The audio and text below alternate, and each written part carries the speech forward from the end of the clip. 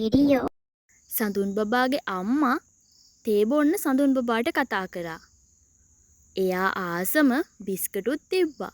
සඳුන් බබා දුවගෙන ඇවිත් අම්මා එක්ක තේ බිව්වා. ඊට පස්සේ එයා යාගේ කාමරයට ගිහින් කතන්දර පොතක් කියවන්න පටන් ගත්තා. ඒකේ තිබුණේ පොල්කටු සපත්තු කුට්ටමක් හදාගන්නේ කොහොමද කියලා. මමත් හදාගන්න ඕන පොල්කටු සපත්තු කුට්ටමක්. සඳුන් බබා එයාටම කියාගත්තා. ඊට පස්සේ සඳුන් බබා යාළගේ දරමඩුවට ගියා. ඒකේ ගෝනිවල පොල්කටු පුරවලා තිබුණා. එක පොල්කටුවක් බිමටත් වැටිලා. මෙන්න බොලේ බිම තිබුණු පොල්කටුව එහාටයි මෙහාටයි ඇවිදිනවා. ක්‍රීස් ක්‍රීස් සද්දෙකුත් එක්ක. සඳුන් බබා හොඳටම බය වෙලා. එයා අම්මා හොයාගෙන දිව්වා. අම්මේ හොල්මනක් ඇවිත්. සඳුන් බබා කෑ ගැහුවා. අම්මත් ඇවිත් බැලුවා. එයා පොල්කටුව උස්සලා බැලුවා. මී පැංචෙක් පොල්කටුව යටින් එළියට ආවා.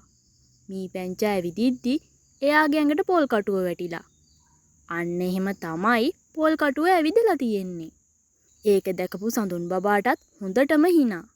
ඉතින් අන්තිමේට අම්මගේ උදව්වත් ඇතුව පොල්කටු සපත්තු කුට්ටම හදාගන්න සඳුන් බබාට පුළුවන් වුණා.